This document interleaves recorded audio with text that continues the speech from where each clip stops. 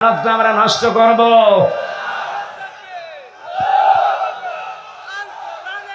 এই আমার কথা বলতে দিন ভাই।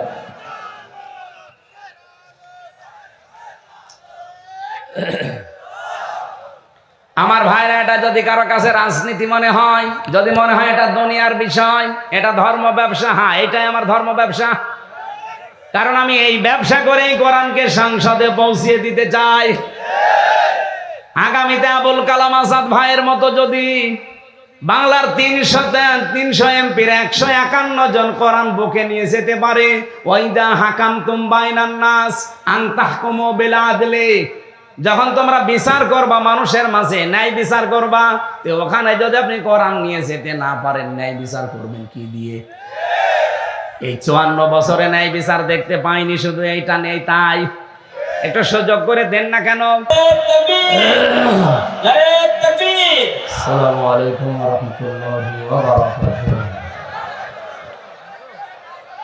এই কি দেন, রিভাব দেন। আর এখানে বসে আছেন পিছনে, এই পিছন পিছন।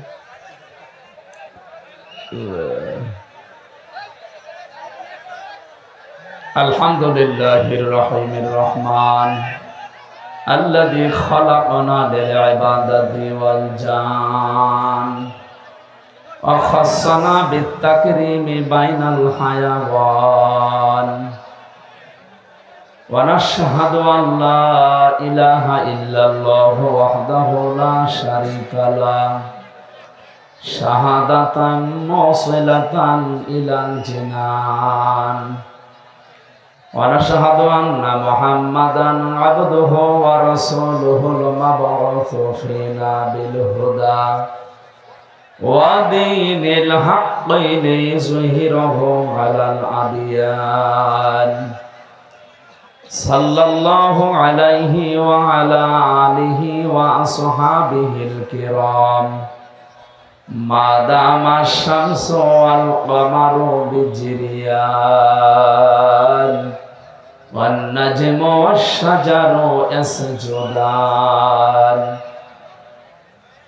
فقد قال الله تعالى في كلامه المجيد وبرهانه التوحيد أعوذ بالله من الشيطان الرجيم بسم الله الرحمن الرحيم أن أقيموا الدين أن أقيموا الدين ولا تتفرقوا فيه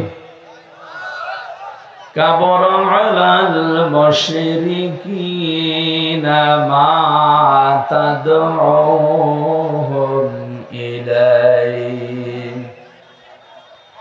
الله يجتبي إليه من يشاء ويهدي إليه من ينيب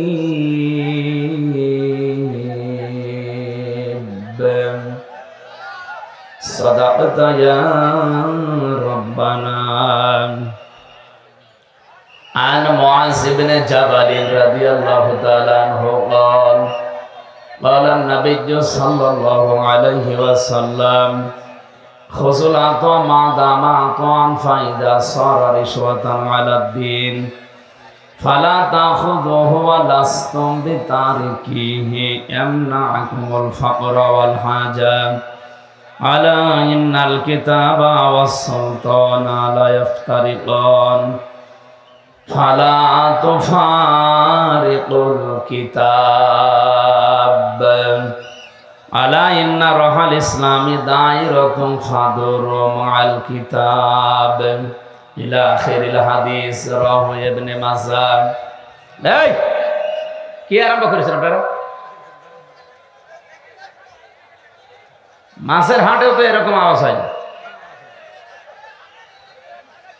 কথা বন্ধ করেন, নাই বাড়ি চলে যান, আপনাদের গোনা হচ্ছে। কিন্তু দেখেন না কত মানুষ বসে আছে, আপনারা কথা বলেন কেন? পরে আসবেন আবার জায়গা না পেলে ঝামেলা করবেন, কথা বলবেন না। এই লাঠি নেই হাতে কারো, কি করছেন কি আপনারা এখানে দাঁড়িয়ে? কিছু হাতে নিতে পারছেন না?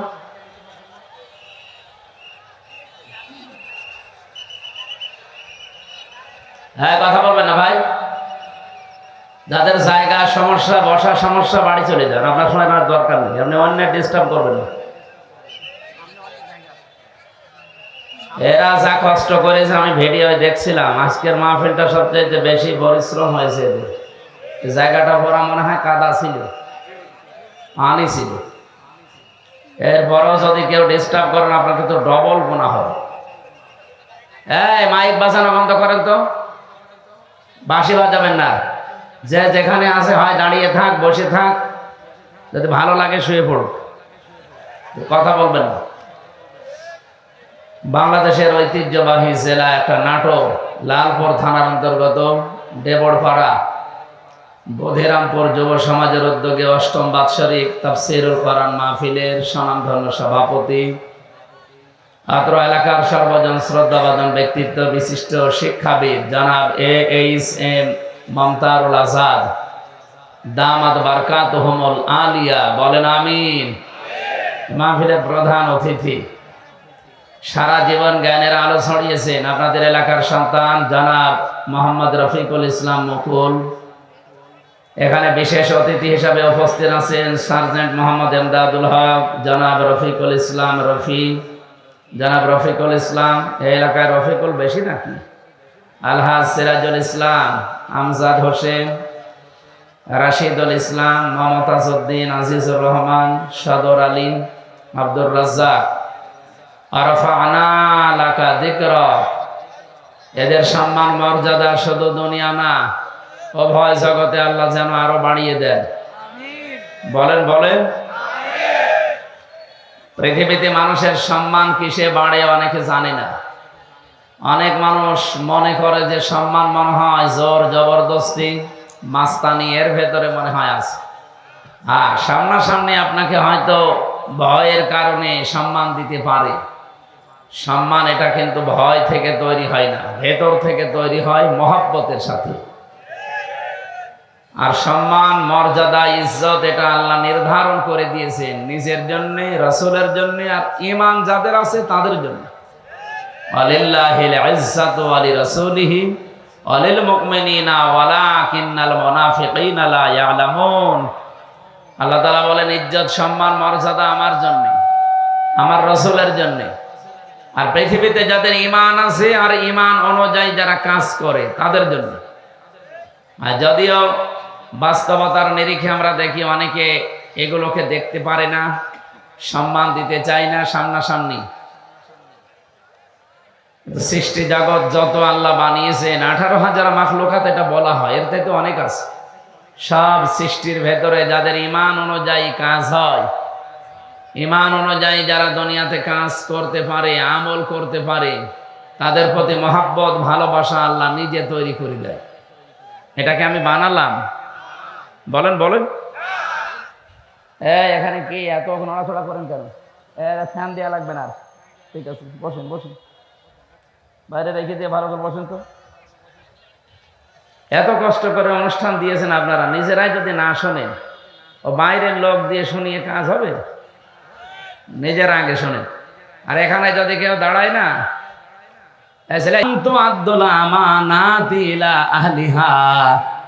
অবশ্যই আমি আল্লাহ তোমাদের সবাইকে নির্দেশ দিলাম, তোমাদের যাবতীয় আমানত তার প্রাপকের কাছে পৌঁছিয়ে দেবা। এখানে আমানাত বহু বচন, তাফসিরে মারিফুল কোরআন খুলে দেখবেন, এই বহু বচনে মুফাসসির লিখেছেন আমানাত মানে ভোট। কি কথা বললেন না? আমি কি এটা বানিয়ে বললাম? যদি বানিয়ে বলি, কোনো আলেমকে নিয়ে এখানে বসান, তাফসিরটা নিয়ে এসে খোলেন, সূরা নিসা 5 নাম্বার পারা 6 নাম্বার পৃষ্ঠা, 5 নাম্বার লাইনে, এটা 4 নাম্বার লাইনে আছে 58 নাম্বার আয়াত।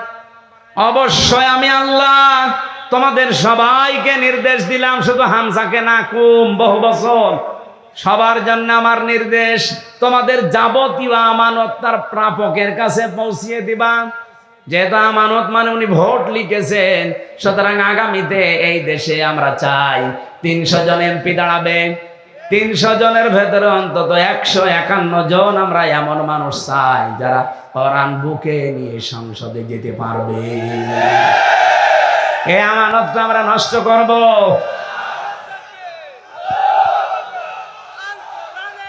এই আমার কথা বলতে দিন ভাই।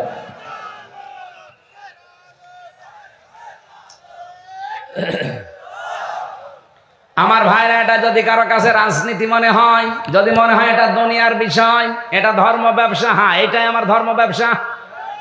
কারণ আমি এই ব্যবসা করেই কোরআনকে সংসদে পৌঁছিয়ে দিতে চাই। আগামীতে আবুল কালাম আজাদ ভাইয়ের মতো যদি বাংলার 300 এমপির 151 জন কোরআন বুকে নিয়ে যেতে পারে, ওয়াইদা হাকামতুম বাইনান নাস আন তাহকুমু বিল আদলি, যখন তোমরা বিচার করবা মানুষের মাঝে, ন্যায় বিচার করবা, তো ওখানে যদি আপনি কোরআন নিয়ে যেতে না পারেন, ন্যায় বিচার করবেন কি দিয়ে? এই 54 বছরে ন্যায় বিচার দেখতে পাইনি, শুধু এইটা নেই তাই। একটু সুযোগ করে দেন না কেন? 54 বছর তো বিভিন্ন জিনিস দেখলেনি, একবার একটু পাগলামি করে হোক আর যেভাবে একটু দেখেন না কেন? আপনি একবার যদি দেখতে পারেন যে এটা বিচার ব্যবস্থায় চলছে, আমি আল্লাহর কসম দিয়ে গ্যারান্টি দিতে পারি জীবনেও বিনা কারণে জেল খাটা লাগবে না। এই জন্য মানবাধিকার প্রতিষ্ঠা করা এটা রাসূলের মিশন ছিল, ভিশন ছিল। আমাদের জীবনেরও মিশন আর ভিশন এটা হওয়া লাগবে। এখানে যদি কারো দ্বিমত থাকে হাত তোলেন, যে না এটা আমি মানি না, তোলেন। এখানে কেউ কিছু বলছেন না, চলে যাওয়ার পরে যদি লালপুর বাজারে কালকে গিবত করেন না, দাঁত মুখ খুলে ফেলবেন।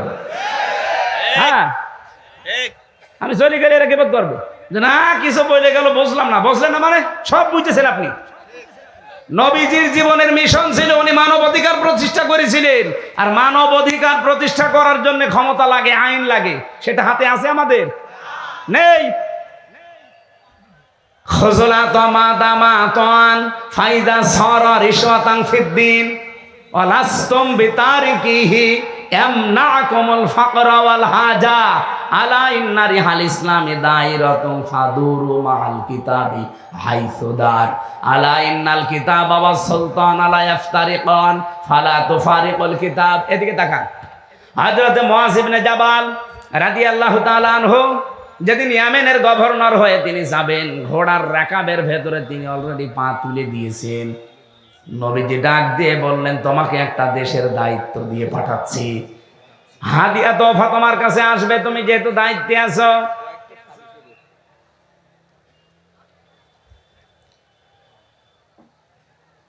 আমার আলোচনায় কোনো প্রশ্ন থাকলে বলেন তো, আগে বলেন।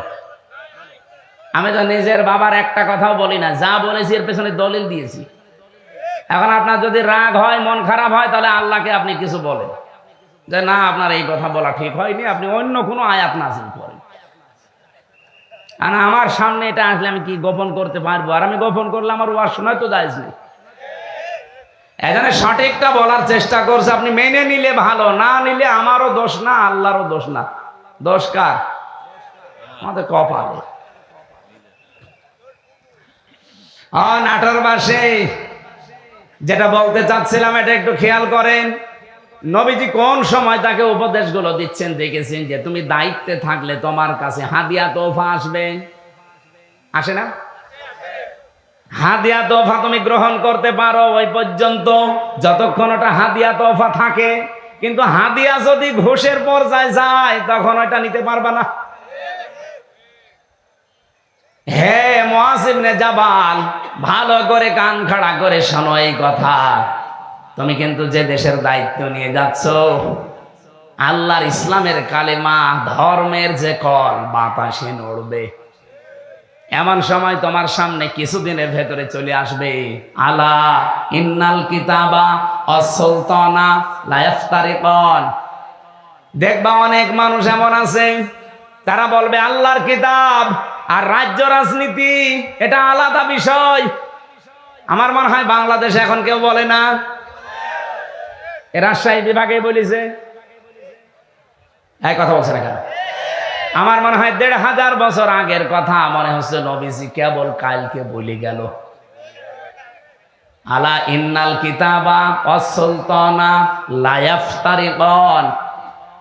জেনে রাখো, কিছু মানুষ এমন সময় চলে আসবে যারা বলবে আল্লাহর কিতাব কোরআন শরীফ আর রাজ্য রাজনীতি এটা আলাদা। তোমাদেরকে নির্দেশ দিলাম ফালা তুফারিকুল কিতাব, কখনো আল্লাহর কিতাবের রাজনীতি থেকে আলাদা হবা না। এ নির্দেশ কার বলেন? নাকি আমি নির্দেশ বানাচ্ছি? বলেন। এই আরবি বাংলা যদি ভুল হয় আলেমদের জিজ্ঞাসা করছি, বলেন বাংলা ভুল হচ্ছে? সাহাবী বললেন হুজুর এরকম একটা কঠিন সময় যদি আমাদের সামনে চলে আসে কি করব তখন? আপনিও তো থাকবেন না আমাদের মাঝে, আমাদের তখন কি করার আছে? তখন নবী ওই ঈসা নবীর কাহিনীটা উম্মতকে শোনালেন। আমার তো মনে হচ্ছে বাংলাদেশে এখন ঠিক সেই সময় এসে গেছে। এই পৃথিবীর কোন চোর চাই যে গোলা ধানের গোলায় চাল তালা মারা থাক? বলেন বলেন। কোন মানুষ চায় চোর যারা, তারা কি চায় যে আমের বাগান কেউ পাহারা দিক? চোর যারা জীবনেও তারা চাইবে না যে বাক্সে সিন্ধুকে টাকা পয়সা সোনা গহনা আছে ওটা তালা মারা থাক। ওরা তো সব সময় চাইবে যে মুখ আগলা থাক। এই পৃথিবীতে যদি সত্যি যারা আসল চোর, তারা কখনো চাইবে না যে এই দেশে যারা ন্যায় পরায়ণতা কায়েম করতে চায় এই মানুষগুলো ক্ষমতায় যাক। কারণ এরা ভালো করে জানে এরা গেলে আমার হাত থাকবে না, কারণ আমি যত চুরি করেছি। এই বাংলাদেশে অনেক চোর আমার মনে হয় স্বভাবে করে না, অভাবে করে, সেগুলো মাফ। কিন্তু যারা স্বভাবে করেছে এদেরকে আল্লাহ মাফ করতে নিষেধ করে দিয়েছে, তাদের হাত কাটার নির্দেশ দিয়েছে। আপনি সালমান এফ রহমানের কি ৩৬,০০০ কোটি টাকা ওর চুরি করা, ওটা কি অভাবে না স্বভাবে? কয়েকদিন আগে মালয়েশিয়া এক লোককে দেখি নিচে বসে বসে চা খাচ্ছে। এসে বললাম কি এখানে? বছর হুজুর আমরা আগেই পালিয়েছি। আপনি পালালেন কেন? আপনার না ৬২০টা বাড়ি, ওই যে চট্টগ্রামের ওইটা ৬২০টা বাড়ি বানিয়েছেন আপনি। এই মালয়েশিয়ায় আপনার সাহেব পাড়া আছে আপনার নামে। আপনি সাহেব পাড়ার মালিক, বেগম পাড়ার মালিক। আপনি সেকেন্ড হোম হিসাবে এখানে বানালেন। এই সিঙ্গাপুরে বাড়ি আছে, থাইল্যান্ডে বাড়ি আছে, মালয়েশিয়া বাড়ি আছে, কত দেশে আপনার বাড়ি। কিন্তু আজ আপনি থাকতে পারেন না বাড়িতে, ওগুলো সব তালা লাগিয়ে থাকেন আপনি এখন এই হোটেলে। ধরে রাখবো কি করে? আমি বললাম আপনি সাহেব পাড়ায় যেতে পারেন না, বলছে ওখানে যাব। বাংলাদেশের ২০ লাখ মানুষ এই মালয়েশিয়া আছে, আমারে যদি দেখে তো ভর্তা বানিয়ে ফেলবে। এই জন্য চুরি চুরি করে আসি, মাঝে মাঝে নামি আবার উঠে পড়ি। কি জীবন জেলখানার মতো হয়ে গেছে। কয়দিন থাকবে ভাবে?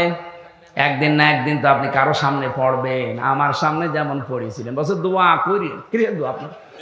হ্যাঁ, আপনার জন্য দোয়া আসবে। ৬২০টা বাড়ি বানিয়েছেন আপনি, তা বাবার টাকা দিয়ে যদি বানাতেন, সব তো জনগণের টাকা। এগুলো কিন্তু চুরি করেছে অভাবে না কিসে? মানবাধিকার প্রতিষ্ঠার জন্য আল্লাহ এজন্য আমানত শব্দের পরে দিয়েছেন ওয়াইদা হাকামতুম বাইনান নাস। যখন মানুষের ভেতরে বিচার করবা, আন তাহকুমু বিল আদলি, তখন ন্যায় বিচার করবা। বাংলার মানুষেরা বারবার এটা আমরা ক্লিয়ার করার চেষ্টা করছি। এই দেশে যতদিন আল্লাহর বিধান আমরা মানুষের ভেতরে কায়েম করতে না পারবো, ন্যায় বিচার শুধু ওয়াজের দ্বারা সম্ভব না। এইটা আপনার বুঝতে যত দেরি করবেন তত ন্যায় বিচার পেতে দেরি হয়ে যাবে। নবীদের মিশন এইটাই ছিল। ৩ নাম্বার নবীর মিশন ছিল দিন যেন জমিনে কায়েম হয়। এই জন্য আমার খুতবার ভেতরে এই কথাটা ছিল, ওয়ানাশহাদু আন্না মুহাম্মাদান আবদুহু ওয়া রাসূলুহু আল মাবউসু ফিনা বিল হুদা ওয়া দীনিল হক লিইয়ুযহিরাহু আলাল আদিয়ান। আল্লাহ পাক বলেন এমন নবীর সাক্ষী তোমরা দিলে যিনি আমার বান্দা এবং আমার রাসূল, যাকে আমি দ্বীনে হক দিয়ে সত্যের বিধান দিয়ে তোমাদের ভেতরে পাঠিয়েছি। কেন? লিইয়ুযহিরাহু, এজাহার মানে এখানে বহু আলেম আমার মনে হয় জিজ্ঞাসা করলে এজহার মানে বলবে স্পষ্ট করা না, এখানে আবিদা আধুনিক অর্থে এজহার মানে বিজয় করা। এজহার মানে আল্লাহ বলেন লি ইজহিরাহু আলাল আদিয়ান, যত দিন আছে দুনিয়ায়, যত ধর্ম আছে, এখন ধর্ম দুনিয়ায় কত? 4,500 ধর্মের ভেতরে ইসলামকে দাঁড় করানো লাগবে বিজয়ী রূপে। এ ঘোষণা কার? বলেন বলেন। আর ইসলামকে দাঁড় করাতে হলে নবীজি যদি 13 বছর মার খাওয়ার পরে 10 বছর কোরআন দিয়ে রাষ্ট্র চালাতে পারে। কিছু মানুষ বলে হুজুর 13 বছরের কথা বলেন, ওই 10 বছরের কথা বলার দরকার নেই। কেন 13 বছর শুনতে আপনার ভালো লাগছে? নবীজি মার খেয়েছিলেন, আর 10 বছর যে এইটা দিয়ে রাষ্ট্র চালিয়েছিলেন প্রধানমন্ত্রী হয়ে, ওইটা আপনার ভালো লাগে না মানে? সিরাত ইবনে হিশামে দেখবেন নবীর জীবনীকে 4 ভাগে ভাগ করা হয়েছিল। মক্কার জীবনটা প্রথমে 3 বছর, এরপরে 5 বছর, এরপরে 2 বছর, এরপরে 5 বছর, না এরপরে 3 বছর, সব মিলে কত? 13 বছর। প্রথমে 3, এরপরে 5, এরপরে 2, এরপরে 3, এই 4টা ভাগে নবীর পরা মক্কার জীবনকে ভাগ করা আছে। আমি বাংলাদেশের সাথে অলরেডি এটা মিলিয়ে দেখেছি, আমরা এখন এই 4 নাম্বারটায় আছি। কি কথা বলেন না কেন? নবীজি 3 বছর জেলে ছিলেন, তার অনেক আত্মীয় স্বজন সাহাবায়ে কেরাম হারিয়েছিলেন। আমরাও এই 15 বছরে বহু কিছু হারিয়েছি। 3 বছর না 13 বছর আল্লামা সাঈদীর জেল খাটা হয়ে গেছে। সুতরাং 13 বছর পরে নবীকে যদি আল্লাহ 10 বছরের বিশাল একটা সাম্রাজ্য দিতে পারে, আমাদের সামনেও 15 বছর যেহেতু পার করে ফেলেছি, সামনের 10 বছর আসবে কোরআনের হাতে ইনশাআল্লাহ। কথা বোঝেন? সূরা শুরার 13 নম্বর আয়াতের মাঝের অংশে আমি পড়েছিলাম আন আকিমুদ্দিন, অথচ আয়াতটা নাযিল হয় মক্কায়। এমন কঠিন পরিস্থিতি যেখানে পা রাখা পর্যন্ত সম্ভব না, সেখানে আল্লাহ বলছেন আমার দিন কায়েম করো। এখানে বাংলাদেশে যেহেতু 4টা অবস্থা আমরা পার করে ফেলেছি, এই মুহূর্তে আহ্বান জানাচ্ছি নবীর এই 3 নাম্বার মিশন আর ভিশন। ও বাংলার মুসলমানেরা, এখন সব ফরজের বড় ফরজ আল্লাহর এই জমিনে আল্লাহর দিন কায়েম করা। আলা তাতাফাররাকু ফি, এখানে কেউ মত পার্থক্য ফতোয়াবাজি করবেন না। সুতরাং দিন কায়েমের কথা বললে যারা ফতোয়াবাজি করে, মত পার্থক্য তৈরি করে, যে না ওর আকীদা খারাপ, ওর টুপি বড়, ওর টুপি 5 কলি, এরকম কথা যারাই তুলবে মনে করবেন ওটা রাসূলের শত্রু, ওটা মানবতার শত্রু, ওটা তাওহীদের শত্রু। এই কথা বলেন না কেন? এতটুকু আল্লাহ শেষ করেননি, কাবুরা আলাল মুশরিকিনা মা তাদউহুম ইলাই। হে নবী, আপনি যদি দিন কায়েমের জন্য মানুষকে ডাকেন, সব চাইতে বেশি খারাপ লাগবে, অপছন্দ করবে এই কথাটা মুশরিকরা। আমি তো দিন কায়েমের জন্য আহ্বান জানাই, আপনার খারাপ লাগে কেন? আপনার মন খারাপ হয় কেন? আপনার কাছে রাজনীতি মনে হয় কেন? আপনি কি মুশরিক? বলেন।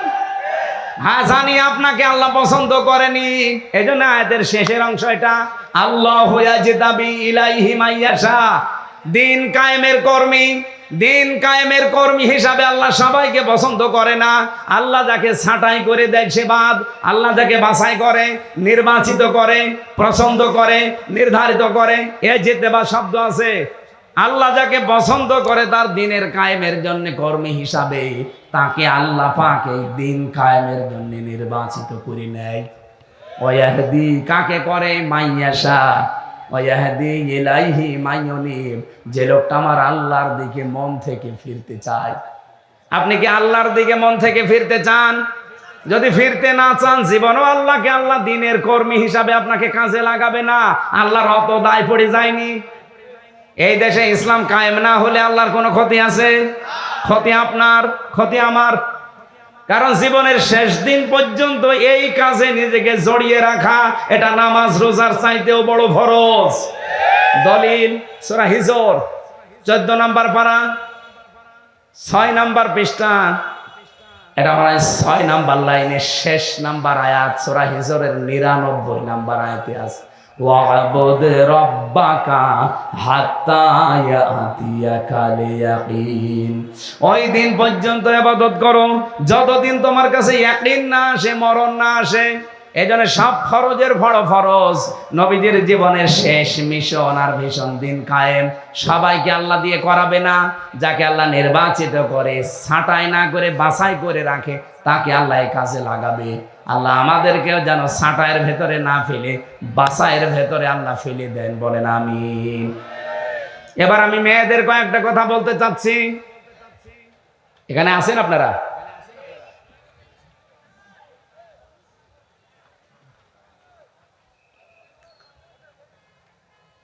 মেয়েরা এসেছে না? সম্মানিত মা বোনরা, কয়েক মিনিট আপনার জন্য আমি শিক্ষামূলক কয়েকটা কথা বলতে চাই। মাত্র 5টা মিনিট সময় দিচ্ছি। মাহফিলটা যেহেতু কাদা ছিল, এখানে পানি ছিল, এর আজকে আপনি ভিডিও দেখেছেন, আমার নিজেরই কেমন আফসোস লাগছিল যে কোরআনের জন্য এলাকার মানুষেরা এত কষ্ট করতে পারে। যার যতটুকু সামর্থ্য আছে আপনারা দিয়েছেন, আমি দেখেছি। বাড়ি যাওয়ার সময় শুধু ভাড়াটা বাদ দিয়ে এদের কাছে আপনারা একটু উৎসাহের জন্য দিয়ে যাবেন। এটা মাদ্রাসার মাহফিল না? যার যা আছে অবশ্যই দয়া করে এদের কাছে একটু দিয়ে যাবেন। আমি এরপরে মেয়েদের কথা বলার পর আমার একটা লিখিত বই আছে মেয়েদের উপরে। ওই এত বই নিয়ে এসেছেন। এটা আদর্শ নারী, মেয়েদের 6 জন আদর্শ নারী পৃথিবীতে আছে, তাদেরকে আদর্শ মানা যায়। এই বইটা মেয়েদের জন্য স্পেশাল ভাবে। আর দাম্পত্য জীবনের কলহ কেন হয়, এই যে মারামারি, গন্ডগোল, মনোমালিন্য কেন হয়, এটা কিভাবে মিটাবেন, সেই পদ্ধতিগুলো লেখা আছে। 120 পৃষ্ঠা লিখেছি। এটা জেলখানায় বসে বসে লেখা। আপনারা পারলে এই বইগুলো নিয়ে যান। আর সৃষ্টি জগৎ, এটা শিক্ষিত মানুষদের জন্য। সৃষ্টি আল্লাহ একেবারে ওই প্রথম থেকে শুরু করে, এটা সবার জন্য দরকার না, এটা শিক্ষিত মানুষদেরকে নিতে হবে। গাড়িতে পাওয়া যায়, যদি পান যাওয়ার সময় নেবেন। এক হয় আপনাদের লোক কই ভেতরে? কি প্রশ্ন দিচ্ছে আগে শেষ হোক। এক হয় আপনারা লোক কই ভাই?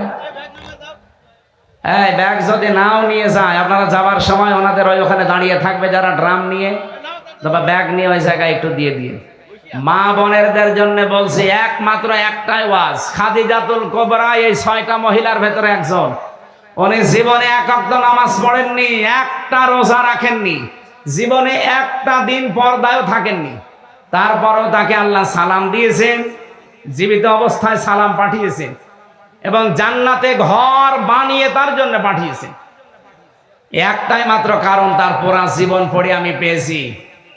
কারণ এই বিধানগুলো উনি মানতে পারেননি কেন? এগুলো নাজিল হয়েছিল তার ইন্তেকালের পরে, এই জন্য তিনি মানতে পারেননি। তিনি জীবনে কোনোদিন একটা সেকেন্ডের জন্য স্বামীর মনে দুঃখ দেননি। এ কারণে আল্লাহ খুশি হয়ে তাকে সালাম পাঠিয়েছেন। আপনাদেরকেও বলছি, দুনিয়ায় নামাজ পড়েন, রোজা রাখেন, কালো বোরকা পরেন, স্বামীর যে হক, মর্যাদা, সম্মান, এটা রক্ষা করে দুনিয়ায় চলার চেষ্টা করেন। আল্লাহ খাদিজাতুল কুবরার সাথে যেন জান্নাতুল ফেরদাউসে জায়গা করে দেন। আপনারা কয়েকটা প্রশ্ন দিয়েছেন, আমরা প্রশ্নের কয়েকটা। ইমাম যদি জর্দা, বিড়ি, তামাক খায়, তার পেছনে নামাজ পড়লে নামাজ হবে কি? নামাজ হওয়ার জন্যে যে 13টা শর্ত আছে, নামাজ ভাঙার কারণ আছে 19টা। নামাজের ফরজ 13টা, 14টা ওয়াজিব। এগুলো যদি কেউ ঠিক রাখে, এই তামাক খাওয়া, জর্দা খাওয়া, বিড়ি খাওয়া, এগুলো কি ওই 14টার ভেতরে, 13টার ভেতরে পড়ে? যদি পড়ে থাকে, ওনার পেছনে নামাজ হবে না। আর যদি না পড়ে তাহলে অসুবিধা নেই।